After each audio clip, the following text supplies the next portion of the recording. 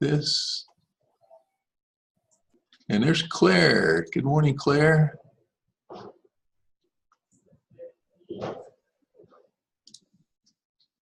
And let's see.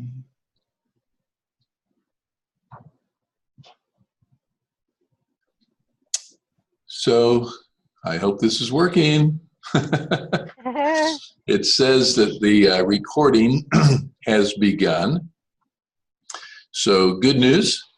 And with that, we're going to just go right ahead and jump into our last monthly mentoring call. And as we get started, going to ask everybody to check in. And so if you'll each just take a moment, say hello, and maybe your greeting of the day. Hi, good morning, everybody. Happy Tuesday. Good morning, everyone. This is Pam Lilly. Greetings from Houston, Texas. Greetings from a diesel truck in Houston, Texas, right? Well, actually, I'm in my car now, and pretty soon I'm going to need to drive my car because my husband just threw another little side trip into our morning. But anyway, Yeah, I'll try to not to make it, too intrusive. Okay. And so I see Claire, but I don't hear her. Claire, you might just check and make sure that you're not. Okay, can you hear me now? Oh, yeah, that's great. Okay.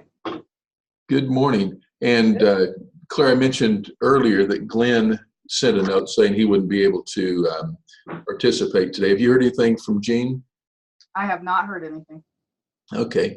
Well, as we get started, on the screen you can see our usual disclosures.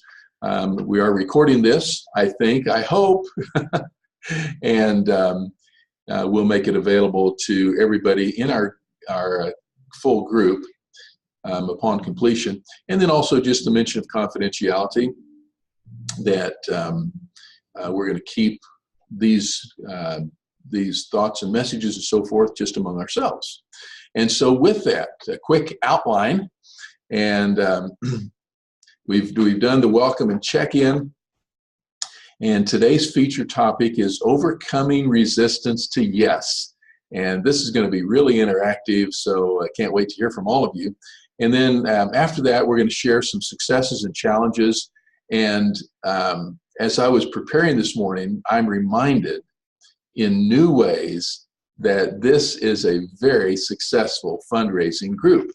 And so I want you to share your successes with the other members of your group so we can celebrate together. I feel like I shouldn't be the only one to get to be cheering from the sidelines. So be ready to share what's going on. And then we'll have some question and answer time. And then I've got just one or two things to share of what's coming up.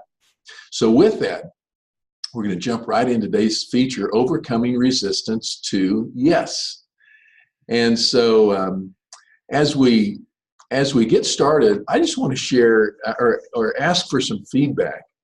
What does resistance to yes sound like? And so I think there's 2 points of view on this. I don't know about you, but when I'm preparing for a donor call, I have all these ideas pop up in my mind about how the other person is going to respond. And those ideas usually aren't very positive for some reason. We're afraid, right? At least that's my story. I'm afraid that there's going to be a rejection, and that's kind of an emotional word, but that's what we tend to fear. And in a moment, we're going to go to what resistance to yes sounds like from the prospect. But right now, I'd just like to hear some of your thoughts. In your own mind, when you think about donor meetings, what does resistance to yes sound like?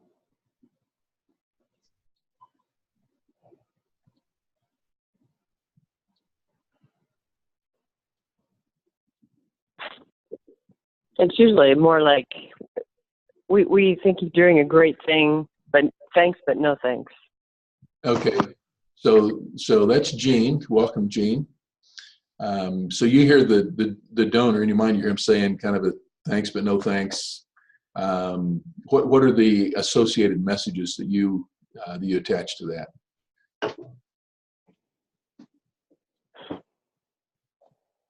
Well, it feels kind of harsh, but I don't think that's really the message that they're trying to portray. It's just that we're not interested. Okay. Yeah, good point. Anybody else? What does it sound like in your mind? Well, for me, this is Pam. It sounds somewhat like what Jean is saying. For us, it's in our context, it's we want to help locally. We're not really interested in doing anything globally. Or why is that important? Or just the other day well, there's so much that needs to be done here in the United States. What are we doing here? What are you all doing here? And so that's kind of what I get. Okay, yeah. So let's kind of take it into real life now. What are some experiences that you've had where the prospect has actually been resistant to yes? What did that sound like? How did that come across? And I'll lead off with one, okay? So this is maybe relevant in more ways than I imagined, but this was a major campaign for the organization.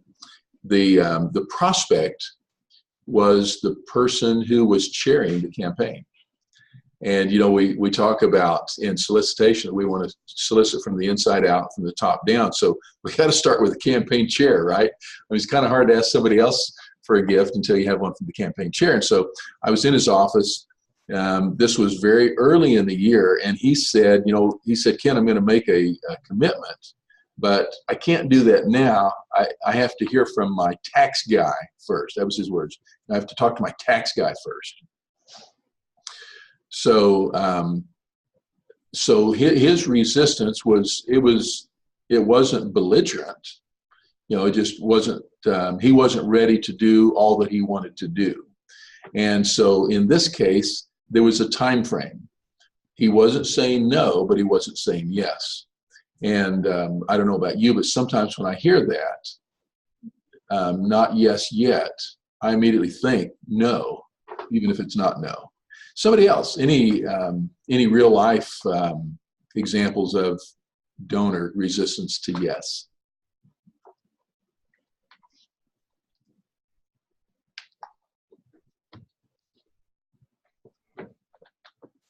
Well, usually it comes across that they have other commitments. They're already maxed out on their giving, or we've got to think about it, or we've got to pray about it.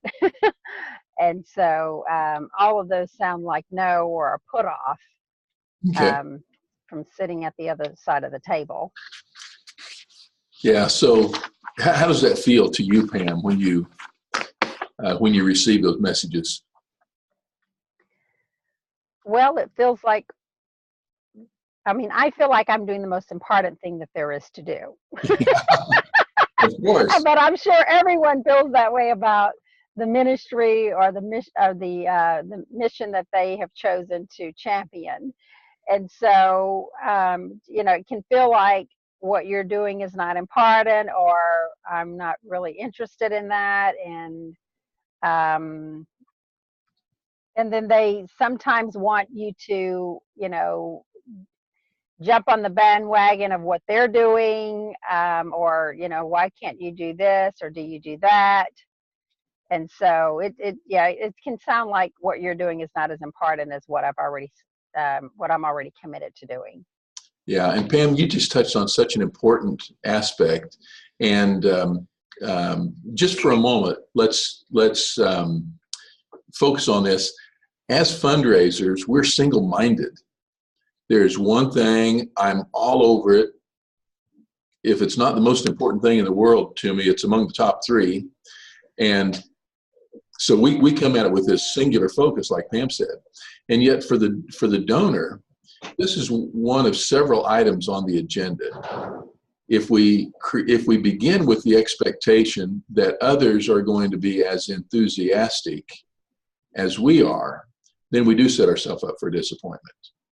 So what about Claire, Alice-Ann, Jean, any thoughts in terms of what resistance to yes sounds like in your experience from the prospect's own words? I hear a lot of, I don't like the direction of which the program is going. And we've had so many changes over the last few years that I get it, but it's still the same basic program. Okay, so Alice-Ann, are you referring to a particular program? Scouts. Okay, Boy so Scouts. Boy Scouts of America. And there have been some big shifts in policy recently, and so and oftentimes we encounter that. You know, I'm kind of unsure about where things stand from a mission standpoint. Okay, Claire, Jean, anything you want to add? I think most of our no's have been more people like they've already given for the year and they don't have any funds left, or they don't fund our particular mission, they don't fund in our area. That's pretty much our no's. Okay. Okay. Jean, anything? Nope, I pretty much agree with most of that. So let's make a note that Jean and Claire agreed. Not that that hasn't happened before, right? Okay. You're right. So so let's kind of move forward here, and on the screen I'm going to share 4 tips in overcoming resistance to yes. And so these 4 tips have kind of an acronym, MAPS, M-A-P-S. So tip number 1, M is for mindset, and A is for ask, P is for patience, and S is for seek advice. Now, as we know, all good tips apply only to other people, not to ourselves. But as we begin, I just want to bring us back for a moment to conversational fundraising, and we're climbing the 10-step staircase. So the reminder that asking for the gift, you know, what we're really, the big yes that we're looking for is on step 10 when we ask for the gift. And if we will be deliberate, disciplined, and effective in those first 9 steps, it's very likely that the resistance will show up before it's time to even ask for a yes.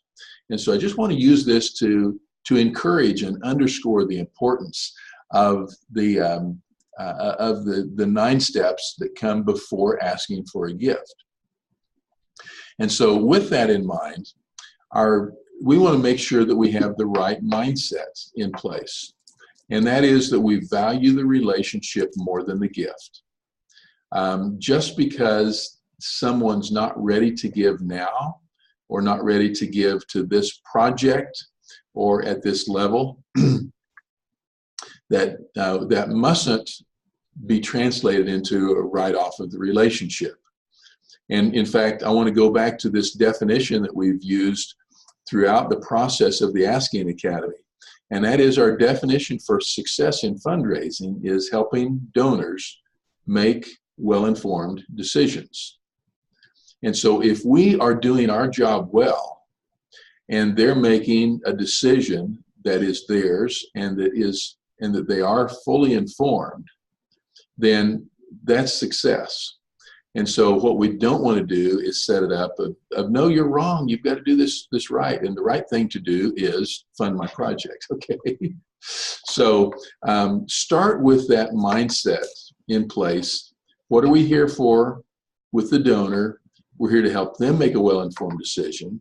They may fund our mission now, they may fund it later, they may fund it never.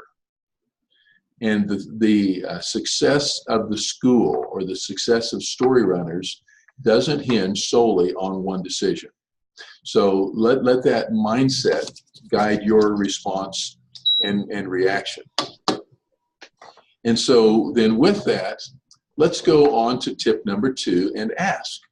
Now, there are a lot of things that we could ask. So when we sense that hesitation, this is one of those open-ended questions. What would need to happen for you to join our support team? Now, if we've deliberately climbed the staircase, we've probably already covered this territory, but sometimes we compress the timeline, and sometimes it's helpful for us to kind of circle back. So think about this. What would need to happen for you to join our support team? It's intentionally vague. Let me just ask, as you hear that question, can you see yourself asking that? Is that something that you can see yourself asking a real life prospect? With some coaching, yes. So Jean says yes with coaching. So let's, I don't know about you, but I think for most of us, sometimes it's just verbalizing the question that helps us begin to get comfortable with it. So here's what I'm going to ask us to do right now, all together. Let's just ask this question in unison. Are you ready? So here we go. Let's say it together. What would need to happen for you to join the support team? So let's just circle back around, have each person ask that to the group. And so I'm going to just start in the order that I see the people on the screen. So we'll go Alice-Ann, then Pam, then Claire, then Jean again. So Alice-Ann, you go. Ask the question. What would need to happen for you to join our support team? Okay, very nice. Pam. What would need to happen for you to join our support team? Very good. Claire? What would need to happen for you to join our support team? And Jean? What would need to happen for you to join our support team? Now, as I mentioned with other kinds of questions, consider this a sample question. If the words aren't comfortable for you, or if the flow is not right, that's fine. Come up with your own version. But whatever it is, I would just encourage you to write down a question, and then once you've written it down, just vocalize that 2 or 3 times in an empty room. Maybe as you're driving down the road, maybe in front of the mirror getting ready for the day, whatever it is. But once we do that, whether the question is this or what would have to happen for you to consider support at the $1 million level, voice that question, say it to yourself, and once you have asked that 2 or 3 times in an empty room, it's going to be really easy to ask it in a conversation. Now I know this afternoon with Paths to Independence, we've got a big meeting that has an ask in it. It's not a typical gift ask, but actually what we're asking for is something way bigger than what we usually ask for. So in preparation, we've written down a question, and we're going to be doing some practice before this afternoon's meeting. And I just want to share that. When we say ask, yeah, do ask, but give yourself a little bit of headroom on this by doing preparation to ask in advance. Anybody thoughts and questions on tip number 2? Ask.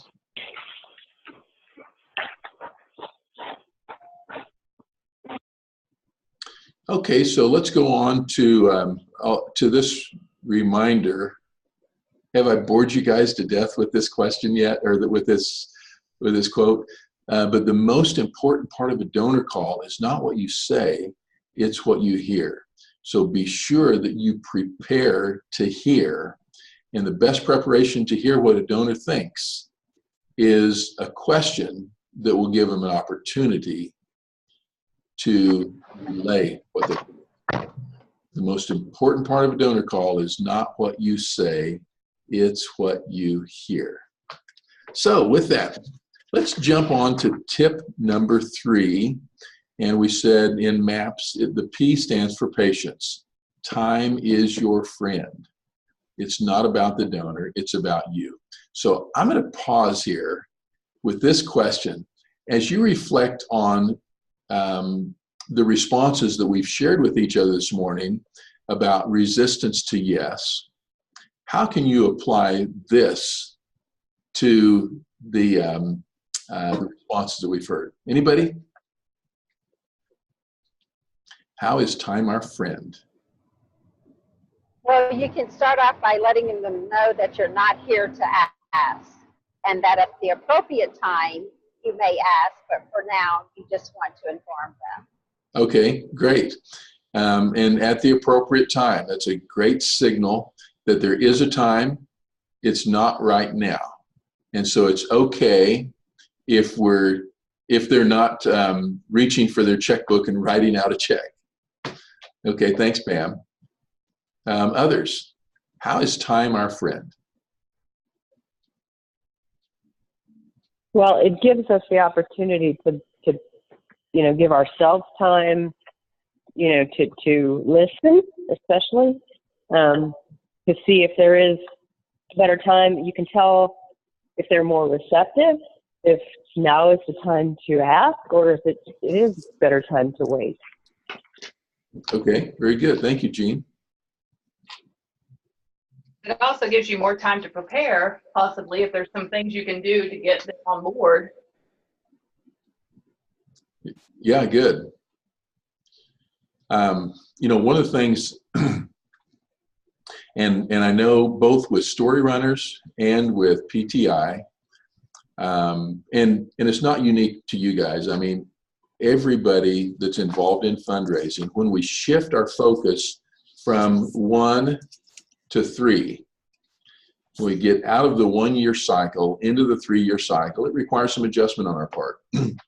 But on a couple of occasions this morning, I've heard people say, well, we've already committed all of our funds for this year. And when we're looking at a longer timeline than 1 year, it gives us an opportunity then to circle back around and say, as you think about next year and the year after, what would be the possibility of you joining our support team in the future?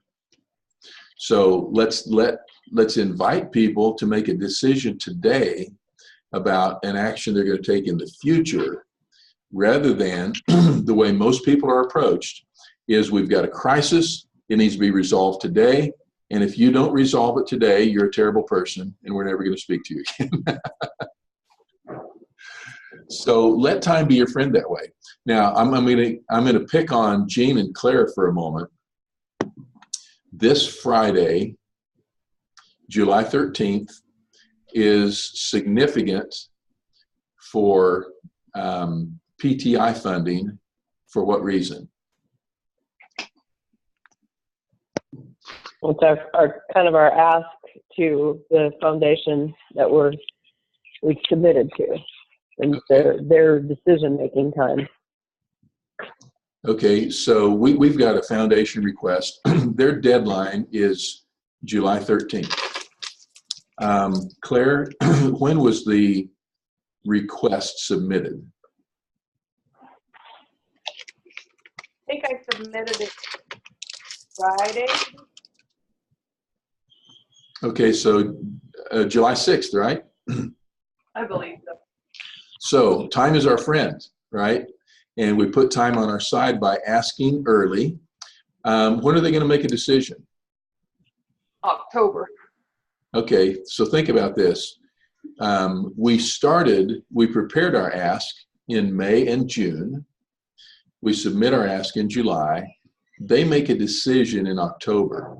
Now, time is our friend. What are we going to do with the time between July 6th, between July 13th, and between October, let's say October 1st? Claire, Jean, how are we going to use time to our benefit?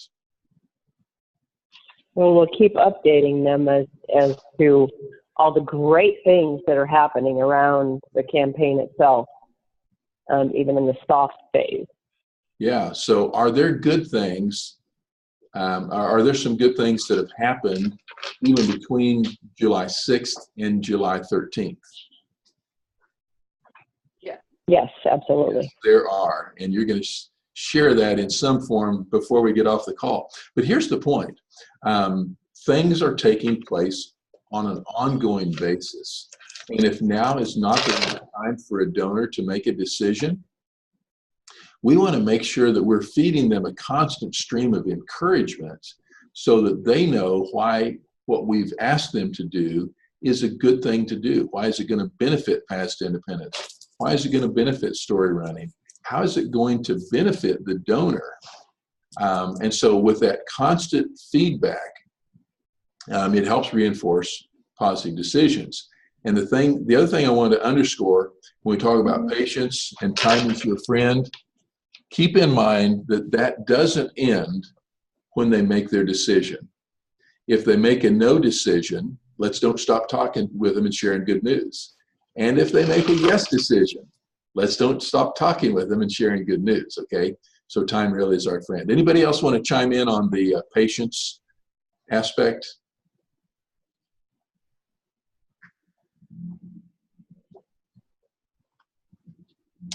Okay, well, let's go on to tip number 4.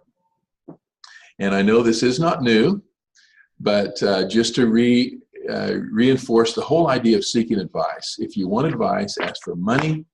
If you want money, ask for advice.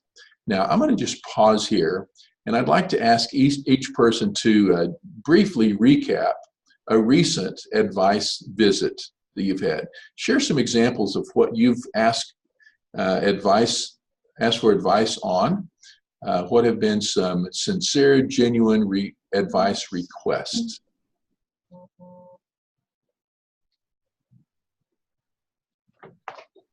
Gina and I talked. Yeah, this is Pam. When we were working on our case statement, which we have completed and have hot off the press, by the way. We asked for advice from some of our key donors to look at the case statement and give us their opinion. Oh, wow. That's great. Yeah. And how much money did you receive when you asked for that advice? Well, we haven't asked yet. These are partners that we already have that have given before, but we wanted to bring them in on the phase of developing the case statement. So we haven't gone back. I just got the case statement in my hand yesterday. Oh, yay. So scheduling those appointments. I know, we're so excited. Yeah. It looks wonderful too. Thanks for your help. Well, so one of them in particular is the partner who said she wanted to be our largest donor. Oh, wow. So I know. So we're planning to call her today to set up a visit back to Oklahoma. So. Oh, wow. Well, what's going to be so fun about that is after you get the next gift, the next bigger gift, and you go back and say, you still want to be our largest donor. Yes. Well, we kind of teed it up for her, so hopefully she'll take it. Yeah. Well, the thing that I want to underscore with what you just shared, Pam, is when we take a plan or a product and we ask for advice, it allows us to become more comfortable asking. It allows the prospect to be more comfortable being asked, so that when it's time to make a big ask, okay, in this case, Pam, for that person that wants to be our largest donor, they're already familiar with us asking them and them responding in ways that are generous. And in some ways, when we ask for that advice, we're asking for something that's bigger than their money and greater than their time. And so to come back and ask for something that's a commodity, money, that can just be an extension, a natural next involvement in a relationship. So thank you, Pam. Claire, Jean, anything that you want to share in terms of advice visits? we had lunch with a lady who we had asked to be our campaign chair and couldn't do it. We had talked to her about whether she could be involved in other ways and if she had any advice, because she does fundraising for startups. But she just kind of took in our information, and we haven't talked to her again yet. Okay. So asking for advice about how she'd like to be involved with the project? Yes. Yeah, very good. Right. And she did, say that she would love to have a dinner for us to be able to present to some of her friends. And that initially that was one of the things that she said she would love to do. Oh, wow. Boy, isn't that fun when people start telling us how they want to be involved? Yeah, that's great. Yeah. So let's just come back and recap now. Overcoming resistance to yes, 4 tips. Mindset, make sure we have the mindset of serving others. Number 2, ask. What would have to happen for you to join our support team? Tip number 3, patience. Time is our friend. And number 4, yes, seek advice. And always seek advice. So I'm going to give you a bonus tip here. And this one I'm calling explore. And so here's a great exploratory question. Does this fit with your philanthropic priorities? Or charitable?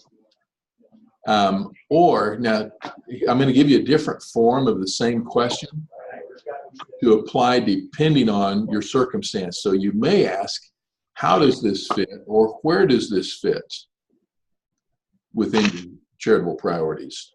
Okay, so consider this as an exploratory question that you can share when you're approaching or and when you think there may be resistance or you're beginning to see it.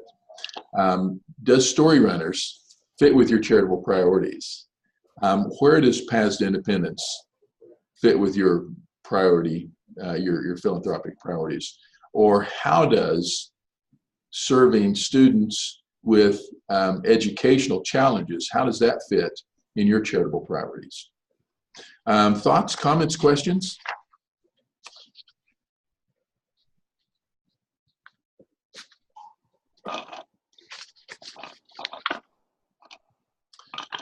So with that, I like the concept. Go ahead, Pam. No, go ahead. I'll wait. so I'll be the referee, Jean and then Pam. Okay. I mean, I like the concept. I'm just not sure about the verbiage. Okay. Because I think the idea is just to say, kind of that same thing about how what is it that would take you to become part of our team? It's the same kind of concept, but the verbiage just is not something I'm comfortable with. Okay. And that's one of the things I love about the preparation. And in fact, Jean, yesterday morning, you and I were preparing for today's meeting, and we kind of, I'm going to say it this way, stumbled around 2 or 3 times before we actually came up with, here's our big question. And so again, work through that, make it comfortable for you, write it down, and then speak it. Very good. Pam, you had something? Well, I was going to say, I wish I had this question last week. I feel like it may have helped me discover a little more about the partner and their passions. But I also feel like this question could backfire a little bit if it doesn't fit. Because I feel like with Story Runners, we do so much educating about orality. I have, in this particular meeting that I had last week, I had to keep bringing her back to the fact that people don't have scripture. It's like, well, why don't you do this? Or have you tried that? Or what are you guys doing about this? It's like, so I gave her a quote from Billy Graham, and I said, Billy Graham said it was around the same topic of their passion, because they do a lot of local community stuff, and they're part of the chambers and different things. And I said, Billy Graham said, a quote from him says that the average American has 1,400 opportunities to hear the gospel over the course of their lifetime. But we serve those, and our mission is to those who haven't heard even once. Oh, wow. And then she kind of got it. It was kind of like, I feel like if it's a valid question, and I think it's very useful. It could be useful, but maybe even in this situation, I could see where it may have backfired if I asked it too soon. Okay, yeah. And so the question, the idea of sequence, where does this fit in, goes back to that staircase. And so, one of the things that we ask early on is, what do you like to accomplish with your gifts? And so by asking that kind of question at the right time, it can help us know other questions and other timing as we climb the staircase. Yeah. Kent, I have to sign off. Oh, well, goodbye. See you this afternoon. All right. Bye-bye. Thanks, Claire. So actually, that's a great segue, I think, for us to go to our shout out, and just love to hear you all share with each other some successes and challenges. And actually, Jean, I'd love for you to just maybe give a little bit of an update along the lines of what you shared with me yesterday. Well, and I have one more. I just haven't seen it yet. But our board, we started, and this is just the story for Pam. Basically, we started with our board commitments and, asked that each member provide what they would be able to commit over the 3-year period, which, like you said earlier, I think that 3-year period made it so much, I don't know, it just makes it a little bit less daunting for most people. And so we had our board meeting 2 weeks ago, and everybody was supposed to submit their commitment, which they did. And I don't have the dollar amount in front of me exactly, but we have a commitment from 3 of our board members, 1 non-voting member, of over $125,000. Is that correct, Ken? You may have that number in front of you. It's more than that. I figured I'm trying to be, that way it just gets bigger. Well, and hearing that out of context, those are just numbers, right? But right. So I asked Jean this question. I said, if you were to look back and we've just started, so we're not at 100% yet, right? But right. With this number of board members, and for the most generous in the history of the organization, how does this compare for 3 years in the past? And she said, this is like 3 to 1. Wow. This is triple the generosity that we've ever seen in the organization. And so, I mean, I'm celebrating. And Jean, this didn't happen by itself. It hasn't happened before. It could have happened anytime, but it happened now as a result of a deliberate plan, specific actions, most of which have been taken by you. So right here, and I would be standing for the ovation, but then you'd be looking at my belt buckle, and it's not all that nice. So anyhow, congratulations. Good for you. Thank you.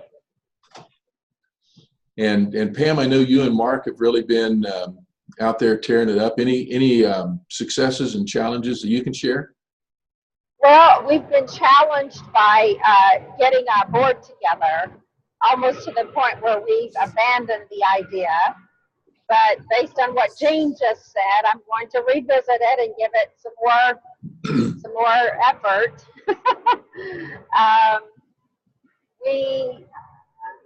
Like I said, I'd kind of gone out with the case statement and rough copy and I've been really practicing my presentation to get it. I've kind of woven together your ideas and thoughts and practices, Kent, with the format that Crew prescribes for development in their, which is painting a lot of imagery. And you had some of that in your presentation, but yours really focused on asking, whereas Crew's well, at least the one guy that trains for Crew presentations, it's really, he focuses on painting an image, a mental image, and getting the person to put themselves in the place of the recipient of these, of the ministry work that we do. And so the two actually make a really, really nice presentation. So I've really been polishing that up and trying to get it, now that I have my case statement in hand, just getting used to handling it and how to interweave the handout if necessary. I've really focused on preparing the pre-visit preparation, and trying to, like you said, ask the questions. If they say this, how am I going, what do I say in response, or what do I ask in response? And so we haven't had a whole lot of appointments. We've had a few. Both of my two most recent appointments were very positive. I've got a second appointment for one young lady to meet with she and her husband now. And then the one I just did on Thursday, they didn't commit. Of course, I didn't make an ask. I got all the way up to, asking, because they wanted a proposal. She said, well, what are you proposing and what can you show me? And so I gave them the gift chart and just asked them to pray about what God would have them do and how he would have them partner with us. And I just told her, we'll revisit it on our next visit, which is going to be after August 1st.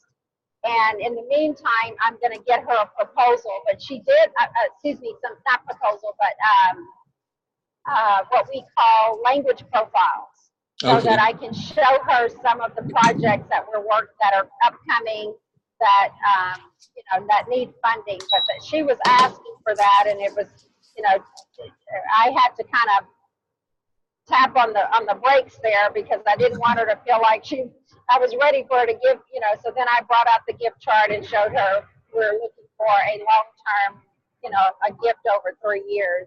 But anyway, but she did offer too, just like, is it Claire or Jean? I'm sorry, I forget who's Jean. Jean is online. Jean said that they offered to do to invite their friends. She said it would be. She started giving me lots of names of people I can talk to in churches and such and such. And then she said it would be much, much more effective for you if you were talking to 5 or 6 people here instead of one at a time. So let me see if I can get together, a group of people for you to visit with all at one time. So that was great. Very good. Yeah. Well, and I'll just share that some other successes, and being kind of generic in this, but I know one of the things that Mark has scheduled a time where he's actually going to another community, and he's going to spend a week or most of a week and making some calls on some who have been past donors, some very high potential contributors in the past or in the future. So each of those things are just important successes. Any other successes or challenges that you want to share during the shout out section? I just feel like, and I know that we've spoken about this, but I am, I don't know, thrilled or shocked, I'm not sure which, at the board level of commitment that we have not seen before, and actually some of the excitement that it's generated from, and Pam, I can share this with you, these are from people that have been sitting on the board, and that's all. I mean, not that they haven't financially contributed some, but now there's a sense of excitement that was not there even at the board meeting that we had. So they've walked away with a sense of commitment that they didn't have before, probably because they were asked Yeah. directly, which just goes to show you sometimes, it's our own fault, and I'll put that blame on myself for not directly asking. Well, I'll tell you, there's another factor, Jean, and in the meeting that Jean is referring to, Jean, I think you expressed some real vulnerability just by sharing a little bit about your circumstance and how and why this project is such an important priority for you now. And I know that inspired other people to think in more generous terms. And that's what leadership's all about. And I see that with what Pam's doing, with what Mark's doing, with Glenn and with Claire. And so again, I just want to celebrate all of you for doing things you've not done before, doing things in different ways than you've done before, and moving from, think about this as progress, as progress. We wish people would give, and they don't give. And then we hint for them to give, and they give at a hint level. And then we come back and we ask in a context that's inspiring and it's larger, and people give in a way that's inspiring and larger. And so you're seeing the results that go with changes in behavior. So again, my hat is off, and I salute each of you, and just say, keep up the good work. You're going to continue to see, especially as we give it more time, you're going to see more generous responses. We haven't said the name of the foundation, but I will just say that there's a $250,000 ask, and this foundation has not given at the $250,000 level. They haven't made a decision yet on this request, but we're going to see that, the more we take those bold steps and make bold asks, people and organizations, businesses have an opportunity to give in ways that are bold and inspiring, because we've given them something that's worth responding to, and we've approached them in a way that makes it inviting for them to do so. So you guys keep up the good work. I'm so proud of you. So we've got just a couple of minutes. Any kind of general questions and answers that anybody wants to share before we wrap up today? Yes, I have a question. We have a foundation. In fact, we have several foundations that have given to us year over year, and we really don't visit the foundation necessarily. One I've visited before. I feel like the other one, there may not be an open door to come in and have a sit down. I am going to ask, but how do you suggest weaving them into this process when they've kind of been in a pattern of giving the same annual gift, or maybe incremental increases? How do you get them into the bigger picture of making a bigger ask, of asking them to give making a commitment over 3 years when historically they've been an annual, year by year gift? Yeah. Okay. So great question, Pam. And I'm going to share some things at the principal level. Some of these may need to be adapted for direct application. Okay. But first of all, review their policies. If they have a policy that says we don't want to see you, we don't want to talk to you, we don't want you to call us, kind of like that donor that Mark talked about. If that's their policy, respect it. That is the rare exception. And the other thing to keep in mind is that they are on the path of least resistance. Somebody at that foundation has a job, and they come in, they work 8 hours a day, and they go home. And so if we wait for them to approach us to ask them at a higher level, that's not going to happen. Now, there are some exceptions, but 99 times out of 100, that's not going to happen. So it's back to our initiative. So what is new? In the case of PTI, we've got a 3-year campaign. It's got a $3 million price tag on it. That's new. In terms of story runners, what's new? We've got a 3-year vision. We've got a 3-year price tag. And so let's introduce them to something new. And the way I like to do that during the quiet phase, we're not talking about this publicly yet. I'd like an opportunity to bring you up to date before we even get to that point. And I'd love to hear your feedback. So what feedback do I want to hear from that foundation? Are you receptive to a multi-year ask? Now, by the way, and I'm being real careful here, this foundation, Gene, that we've got a proposal pending for, in our minds, that $250,000 that we're asking for, 3 years. Well, you know what? We asked them, what do you guys think about 3 years? They said, don't put a time frame on it. Well, I love that. So now we're asking for $250,000. They can give it one time. If they do, we can come back and ask again. On the other hand, if they want this to be their ask for 3 years, we're happy. We're thrilled with that. And so that just becomes a point of conversation. Is the idea of a multi-year request one that you would be receptive to?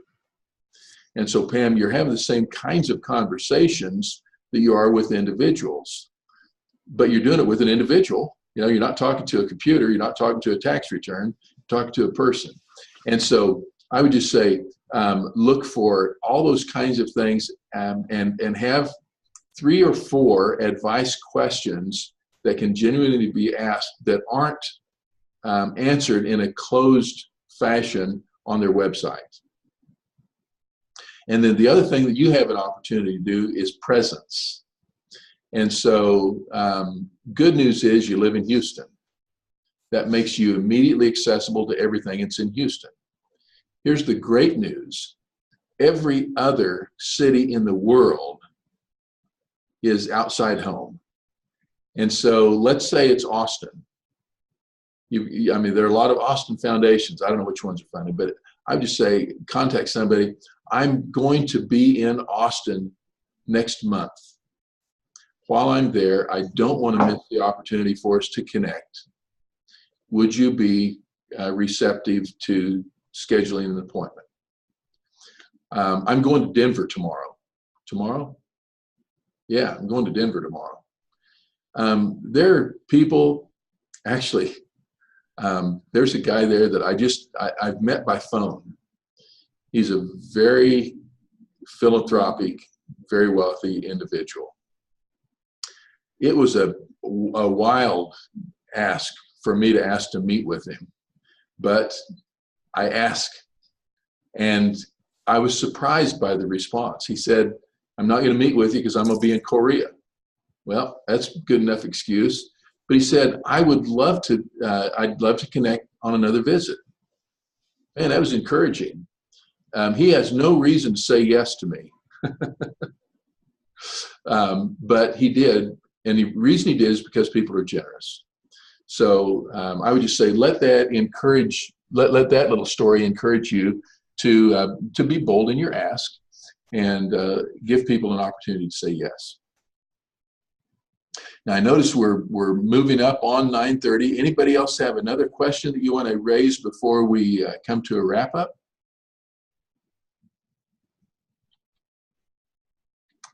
Well, as I listen, and I'm not hearing, here's what's coming up. The Fall Asking Academy begins in August. Wow, that's next month. Can you believe it? Alice Ann, August is next month. Oh my gosh. The summit is on September 25 and 26. So my question is, who should attend? And let me just ask all of our alums who are on the Spring Asking Academy, please, if you have a response, who should attend, please share either by telephone, text, or email. We'll be happy to follow up.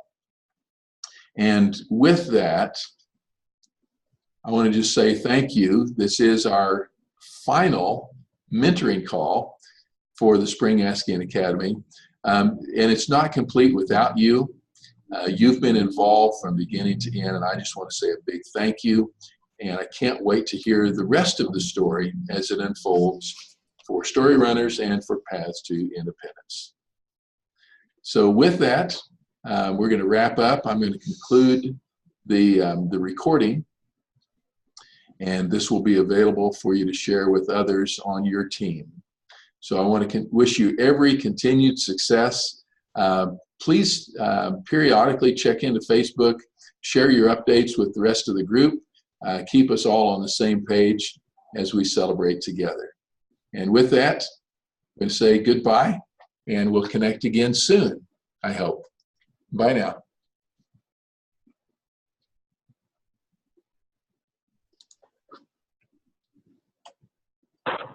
Bye-bye. Thank you.